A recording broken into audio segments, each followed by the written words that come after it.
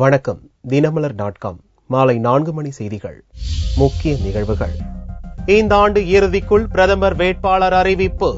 பாரதிய ஜனதாவுக்கு ஐக்கிய ஜனதா தளம் கெடு.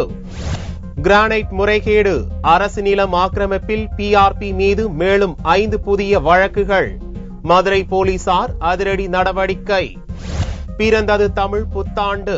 விஜய ஆண்டை வரவேற்று கோவில்களில் சிறப்பு வழிபாடு. விரிவான செய்திகள். இந்த ஆண்டு டிசம்பருக்குள் பிரதமர் வேட்பாளரை அறிவிக்க வேண்டும் என்று பாரதிய ஜனதா கட்சிக்கு ஐக்கிய ஜனதா தளம் கெடு விதித்துள்ளது. ஐக்கிய ஜனதா தள கட்சியின் 2 நாள் செயற்குழு கூட்டம் டெல்லியில் நடந்தது. கூட்டத்தின் இறுதி நாளான ஞாயிறு அன்று ஐக்கிய ஜனதா தளத்தின் தலைவர் சரத் யாதவ் 3வது முறையாக போட்டியின்றி தலைவராக தேர்வு செய்யப்பட்டார். பின்னர் செய்தியாளர்களிடம் பேசிய சரத் யாதவ், பாரதிய ஜனதாவுடன் கூட்டணியில் இருக்க விரும்புகிறோம் என்றும் பிரதமர் வேட்பாளர் யார் என்பதில் எங்களுக்கு வருத்தமில்லை என்றும் எங்கள் கொள்கையில் கவனமாக இருப்பதாகவும் கூறினார். और गठबंधन चलाना चाहते थे, जिन लोगों ने कहा टूट गया, ये है वो है, वो ठीक अखबार मीडिया का काम है कि वो खबरों को जहां जरूर मेरे से बात कर लें, नीतीश जी से बात कर लें. हमारा किसी व्यक्ति विशेष से कोई मतलब नहीं है, हमारा उसूल से मतलब.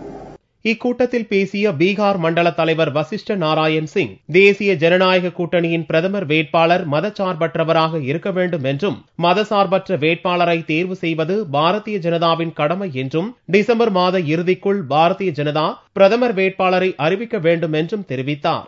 இக்கருத்தை ஐக்கிய ஜனதா தள செயற்குழு கூட்டத்தில் தீர்மானமாகவும் நிறைவேற்றியுள்ளது குறிப்பிடத்தக்கது.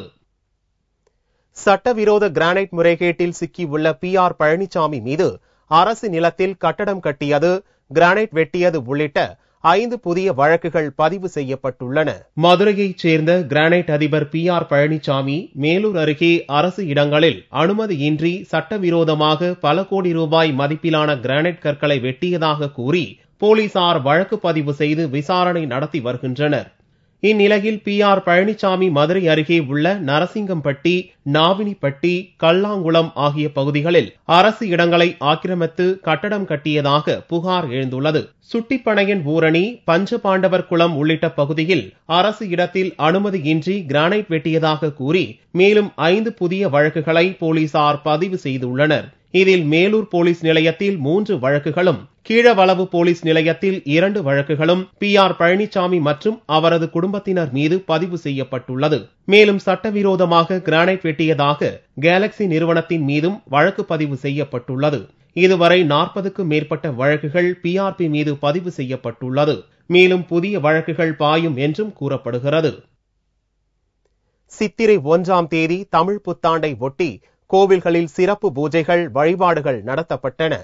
வருடத்தின் முதல் நாளன்று திரளான பக்தர்கள் சிறப்பு தரிசனம் செய்தனர். சித்திரை மாதம் 1ஆம் தேதி அன்று தமிழர்கள் தமிழ் புத்தாண்டாக வருடந்தோறும் சிறப்பாக கொண்டாடி வருகின்றனர். தமிழ் வருடங்களில் உள்ள 60 ஆண்டுகளில் இந்த வருடம் விஜய ஆண்டு பிறந்துள்ளது. வருடங்களை 6 காலங்களாக பிரித்து வசந்த காலத்தை முதல் காலமாக எண்ணுவதாலும் இந்த வசந்த காலத்தில் மரம், செடி, கொடிகளின் இலைகள் புது துளிர்விடும் காலமாதலாலும் இதை ஆண்டின் முதல் நாளாகவும் புத்தாண்டாகவும் தமிழர்கள் பாரம்பரியமாக கொண்டாடி வருகின்றனர். இந்நன்னாளை முன்னிட்டு தமிழகத்தில் உள்ள கோவில்களில் சிறப்பு பூஜைகள் நடத்தப்பட்டன. தமிழ் கடவுளான முருகனை சிறப்பிக்கும் வகையில் சென்னை வடபழனியில் உள்ள சுப்பிரமணிய சுவாமி திருக்கோவிலில் தமிழ் புத்தாண்டை முன்னிட்டு சிறப்பு அபிஷேகம், அலங்காரம் செய்து முருகனுக்கு தங்க கவசம் அணிவித்து நாள் முழுவதும் பக்தர்கள் வசதிக்காக சிறப்பு பூஜைகள் நடத்தப்பட்டன.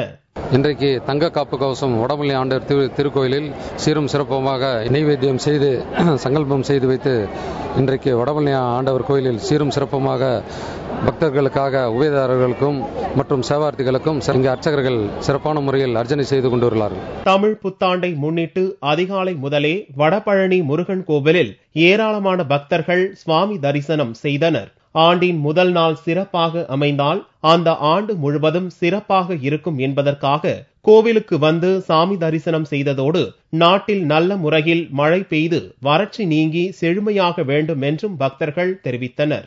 இனிமே பஞ்சம் இல்லாம கரெக்டா மழை வரணும், எல்லாரும் நல்லா இருக்கணும். ஸோ எல்லாருக்கும் என்னோட புத்தாண்டு நல்வாழ்த்துக்களை இதுல இருந்து தெரிவிச்சுக்கிறேன். வடபழனி கோயிலுக்கு தமிழ் புத்தாண்டுக்காக வந்திருக்கோம். இந்த நல்ல நாள்ல இனிமே நம்ம நாட்டில் பஞ்சம் எந்த ஒரு கவலையும் இல்லாம எல்லா மக்களும் சந்தோஷமாக இருக்கிற நாங்க வேண்டிக்கிறோம். தமிழ் புத்தாண்டை முன்னிட்டு அறுபடை வீடுகளில் ஒன்றான சுவாமிமலை முருகன் திருக்கோவிலில் சிறப்பு திருப்படி பூஜை நடந்தது. இதில் ஏராளமான பக்தர்கள் கலந்து கொண்டு திருப்படிகளில் விளக்கேற்றி பூஜை செய்தனர். தமிழ் புத்தாண்டை ஒட்டி கோவில்களில் தமிழில் அர்ச்சனைகள் செய்யப்பட்டன. தமிழ் புத்தாண்டு தினமான சித்திரை 1ஆம் தேதி குமரி மாவட்டத்திலும் கேரளாவிலும் சித்திரை விஷு தினமாக கொண்டாடப்படுகிறது. மஞ்சள் கொன்றை மலர், பழ வகைகள், காய்கறி வகைகள், கண்ணாடி, கிருஷ்ணன் படம் ஆகியன வைக்கப்பட்டு அதிகாலையில் இதில் கண் விழிப்பது கனி காணும் நிகழ்ச்சி என்று அழைக்கப்படுகிறது. குமரி மாவட்ட கோவில்களிலும் வீடுகளிலும் இந்நிகழ்ச்சி ஞாயிறன்று விமர்சையாக நடந்தது. பக்தர்கள் நீண்ட வரிசையில் நின்று சுவாமி கும்பிட்ட பின்னர் காய்கனிகளை பிரசாதமாக வாங்கிச் சென்றனர். மழை பெய்ய வேண்டி பொள்ளாச்சி அருகே கிராம மக்கள் கொடும்பாவி எரித்து நூதன வழிபாடு நடத்தினர். தமிழகத்தில் பருவமழை பொய்த்ததால் கடும் வறட்சி நிலவி வருகிறது. விவசாயம் செய்ய முடியாமலும் பொதுமக்களுக்கு குடிநீர் தட்டுப்பாடும் நிலவி வரும் நிலையில் மழை வேண்டி பொள்ளாச்சி அருகே உள்ள நல்லூர் கிராம புதுக்காலனி வாசிகள் கொடும்பாவி எரித்து நூதன வழிபாடு நடத்தினர்.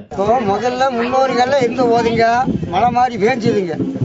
இப்ப ரெண்டாவது வந்து இப்போ ஒரு மழையோட போச்சுங்க, மழையும் இல்லாங்க.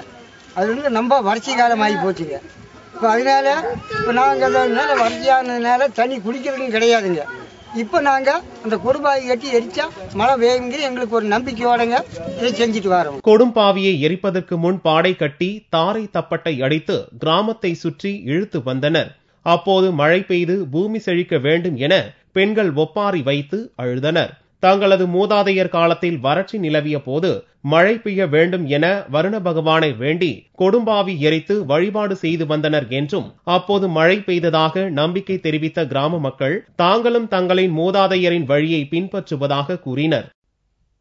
அரை மணி நேரத்தில் 500 மாணவ மாணவிகள் ஒன்றிணைந்து 6000க்கும் அதிகமான காகித பைகளை தயாரித்து திருச்சியில் சாதனை படைத்தனர். திருச்சியில் உள்ள ஒரு தனியார் என்ஜினியரிங் கல்லூரியில் 500 மாணவ மாணவிகள் ஒன்றிணைந்து தினசரி நாளிதழ்கள், ஃபெவிகால், சணல் கயிறு ஆகியவற்றை கொண்டு அரை மணி நேரத்தில் 6246 காகித பைகளை தயாரித்து லிம்கா சாதனை புத்தகத்தில் இடம்பெற்றனர். 500 ஸ்டூடெண்ட்ஸ் 6224 பேப்பர் பேக்ஸ் பண்ணோம். அதுவும் அதுக்கு தகுந்த மெட்டீரியல்ஸ் கிடையாது, எல்லாமே நியூஸ் பேப்பர் தான். அது வந்து அசம்பிளி ரொட்டேஷன் மூலமா பண்ணணும். இது வந்து recyclable and go green, so நேச்சருக்கு ரொம்ப ஃப்ரெண்ட்லி. இப்போ நாங்கள் எல்லாமே ஸ்டூடெண்ட்ஸ் ஃப்ரம் ஃபர்ஸ்ட் இயர்ல இருந்து ஃபைனல் இயர்ஸ் வரைக்கும் எல்லாம் சேர்ந்து பண்ணோம். ஸோ அந்த யூனிட்டினால எங்களுக்கு ஒரு நல்ல அவுட்புட் கிடைச்சிச்சு. இதற்கு முன்பு 2010ஆம் ஆண்டு லண்டனில் 250 மாணவ மாணவிகள் ஒன்றிணைந்து அரை மணி நேரத்தில் 1300 காகித பைகள் தயாரித்ததுதான் லிம்கா சாதனையாக இருந்தது என்பது குறிப்பிடத்தக்கது. ராமநாதபுரம் அருகே செங்கல் சூளையில் பணியாற்றிய 4 குழந்தை தொழிலாளர்களை போலீசார் அதிரடியாக மீட்டதோடு ஒருவரை கைது செய்தனர்.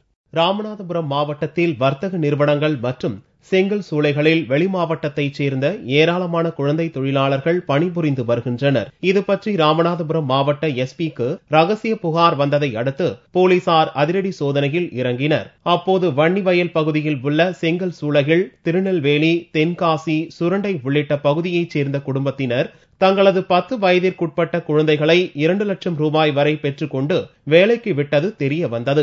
இதையடுத்து குழந்தை தொழிலாளர்கள் 4 பேரை போலீசார் மீட்டு விசாரணை நடத்தினர். வன்னிவயல் பக்கத்துல வந்து SM பீச் இருக்கு, அங்கே வந்து நாங்க ரெய்டு போனோம். பசங்க வேலை செஞ்சுக்கிட்டு இருந்தாங்க. அவங்க பெற்றோரை விசாரிச்சப்ப 2 லட்சம் 3 லட்சம் பணத்தை வாங்கிக்கிட்டு வேலை செய்யற மாதிரி சொன்னாங்க. உடனே வந்து பசங்களையும் கூட்டிட்டு அங்க உள்ள கணக்கப்பிள்ளை கண்ணன்றவரையும் அரெஸ்ட் பண்ணி ஸ்டேஷனுக்கு கொண்டு வந்து விசாரிச்சுட்டு 4 சிறுவர்களை வேலைக்கு அமர்த்தியவரை போலீசார் கைது செய்தனர். பின்னர் அந்த 4 சிறுவர்களையும் அரசு காப்பகத்தில் ஒப்படைக்கப்பட்டு பள்ளிக்கு செல்ல ஏற்பாடு செய்யப்பட்டது. நடிகைகளின் கன்னங்கள் போன்று சாலைகள் இருக்க வேண்டும் என்று வர்ணித்து பேசிய உத்தரப்பிரதேச அமைச்சரின் பதவி பறிக்கப்பட்டுள்ளது. உத்தரப்பிரதேச மாநிலத்தில் காதி மற்றும் கிராம தொழில் அமைச்சராக இருப்பவர் ராஜா பாண்டே. இவர் கலந்து கொள்ளும் நிகழ்ச்சியில் பெண்களை விமர்சித்து பேசுவது வழக்கம். சமீபத்தில் இவர் கலந்து கொண்ட நிகழ்ச்சியில் பெண் அதிகாரியின் அழகை புகழ்ந்து பேசி சர்ச்சையை கிளப்பினார். தற்போது தனது சொந்த மாவட்டத்தில் நடந்த நிகழ்ச்சி ஒன்றில் பேசுகையில், எனது மாவட்ட சாலைகள் ஹேமமாலினி, மாதுரி தீட்சித் நடிகைகளின் கன்னங்கள் போன்று இருக்க வேண்டும் என்று வர்ணித்தார். அமைச்சர் ராஜா பாண்டேவின் இந்த பேச்சு முதல்வர் அகிலேஷை எரிச்சலடைய செய்தது. உடனே அமைச்சர் பதவியில் இருந்து ராஜா பாண்டேவை நீக்கி அகிலேஷ் உத்தரவிட்டார். மேலும் உடனடியாக தலைமைச் செயலருடன் ஆலோசித்து கவர்னருக்கு ராஜா பாண்டேவின் பதவி விலகல் கடிதத்தை அனுப்பி வைத்தார். இதை அடுத்து 61 துறைகளை ஏற்கனவே வைத்துள்ள முதல்வர் அகிலேஷ் யாதவ் காதி மற்றும் கிராம தொழில் துறையையும் கூடுதலாக ஏற்றுக்கொண்டார். பொறுப்பான அமைச்சர் இதுபோன்று தேவையற்ற ஒப்பனைகளை பொதுக்கூட்டத்தில் மேற்கோள் காட்டுவது தவறு என்று பாரதிய ஜனதா உள்ளிட்ட எதிர்க்கட்சிகளும் கண்டனம் தெரிவித்துள்ளன. கொல்லிமலை சந்தையில் மலிவு விலை மளிகை பொருட்கள் ஒரே நாள் இரவில் 3 கோடி ரூபாய்க்கு விற்பனையாகி உள்ளது.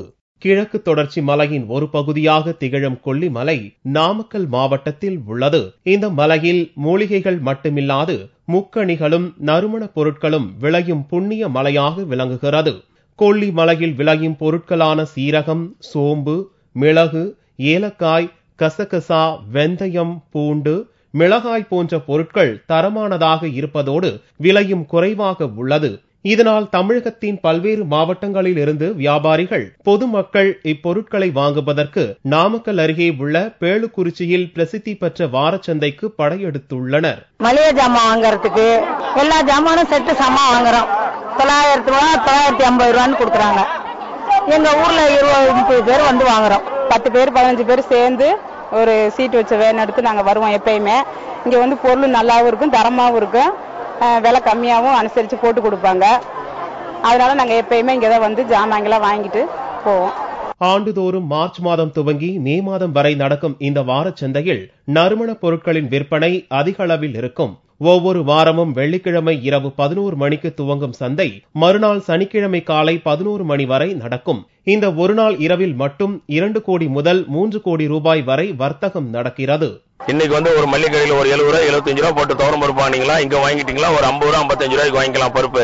இந்த சந்தைக்கு வருஷம் இந்த மாதிரி சீசனுக்கு கடை போடுவோம். எல்லாம் நல்ல முறையில் நல்ல சரக்காக தரோம். மளிகை பொருட்கள் மட்டுமில்லாது வாசனை பொருட்களும் மருந்து பொருட்களும் குறைந்த விலையில் கிடைப்பதால் வெளிமாவட்ட மக்கள் கார், வேன், டெம்போ போன்ற வாகனங்களில் கொல்லிமலைக்கு வந்து பல சரக்கு பொருட்களை வாங்கிச் செல்கின்றனர். தங்கத்தின் விலையில் ஞாயிற்றுக்கிழமையன்று மாற்றமில்லை. 1 சவரன் தங்கம் 21,056 ரூபாய்க்கு விற்பனையானது.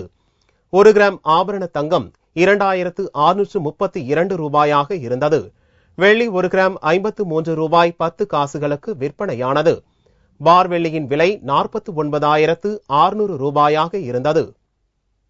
கோவை மாவட்டத்தில் ஆலைகளின் கழிவுகள் நொய்யல் ஆற்றில் கலப்பதால் ஆற்று நீர் அசுத்தமடைவதோடு சாக்கடையாக மாறி நிலத்தடி நீரும் மாசடைந்து வருகிறது. நீரின்றி அமையாது உலகு என்பார்கள். இன்றைய நவீன உலகில் ஆற்று படுகைகளையும் ஆற்று நீரையும் நாம் பல வழிகளில் மாசுபடுத்தி வருகிறோம். இதற்கு உதாரணமாக விளங்கி வருகிறது கோவை மாவட்டத்தில் உள்ள நொய்யல் ஆறு. இந்த நொய்யல் ஆறு மேற்கு தொடர்ச்சி மலையில் உற்பத்தியாகி வெள்ளியை உருக்கி கொட்டினாற்போல் சுத்தமாகவும் சுவையான தண்ணீராகவும் பெருக்கெடுத்து சிற்றோடையாக ஓடி வருகிறது. மத்தவராயபுரம் பகுதியில் பல்வேறு சிற்றோடைகள் ஒன்று கூடி நொய்யல் ஆறாக பேரூர், கோவை மாநகர் வழியாக திருப்பூர், ஒரத்தூர் அணைக்கட்டுக்கு சென்றடைகிறது. தனது நீண்ட பயணத்தில் 23 தடுப்பு அணைகள், 32 குளங்களை நிரப்பி கோவை, திருப்பூர், ஈரோடு, கரூர் மாவட்ட மக்களுக்கு குடிநீர் ஆதாரமாகவும் விவசாய பாசனத்திற்கு ஜீவ நதியாகவும் விளங்கி வருகிறது. இப்படிப்பட்ட சிறப்புமிக்க நொய்யல் ஆறு தற்போது சாய ஆலைகளிலிருந்து வெளிவரும் கழிவுநீர் கலப்பதால் தனது முகவரியை தொலைத்து சாக்கடையாக மாறி பரிதாப நிலைக்கு தள்ளப்பட்டுள்ளதை கண்கூடாக பார்க்க முடிகிறது. அரசு அதிகாரிகள் நொய்யல் ஆற்றை காப்பாற்ற நடவடிக்கை எடுக்க வேண்டும் என கோவை மாவட்ட பொதுமக்கள் கோரிக்கை வைத்துள்ளனர். கோயம்புத்தூரோட ரொம்ப பழைமை வாய்ந்த ஆறு இது. ஆனால் இப்போ பார்த்தீங்கன்னா எல்லாம் சாய தண்ணி போட்டு கலக்கி இதை கவனிக்கிறதுக்கு ஆள் இல்லாமல் கவர்மெண்ட்டு எந்த ஒரு ஸ்டெப்ஸும் எடுக்காமல் பொதுமக்கள் எல்லாருமே பாதிக்கப்பட்டு இருக்காங்க. இந்த ட்ரைனேஜ் வாட்டர் வந்து அப்படியே ஓப்பனாகவே விட்டுட்டு இருக்காங்க. அதையும் கேட்கறதுக்கு ஆள் இல்லை. இது எவ்வளோ சீக்கிரம் முடியுமோ அவ்வளோ சீக்கிரம் ஸ்டெப்ஸ் எடுத்தால் தான் கோயம்புத்தூர்ல ஒரு ஆறு இருந்தது அப்படிங்கிறதுக்கு ஒரு அட்டாச்சி இருக்கும், இல்லைன்னா எதுவுமே இல்லாம போயிடும். சில சாயப்படையிலாம் கூட அனுமதி இல்லாம செயல்பட்டு இருக்கிறதெல்லாம் அரசு கொஞ்சம் கண்காணிச்சு அது மக்களுக்காக கொஞ்சம் நல்ல முறையில செயல்படுத்தி கொடுத்துட வேண்டியது அவசியம். சில நேரங்கள்ல அந்த தண்ணியாகப்பட்டது எல்லா போர்லயும் கொஞ்சம் அதோட எசன்ஸ் எடுத்துட்டு வருது, கலரும் அந்த மண் தன்மைக்கும் கொஞ்சம் தூர்வாருனாங்கன்னா மக்களுக்கெல்லாம் ரொம்ப ஹெல்ப்பாகவும் இருக்கும்.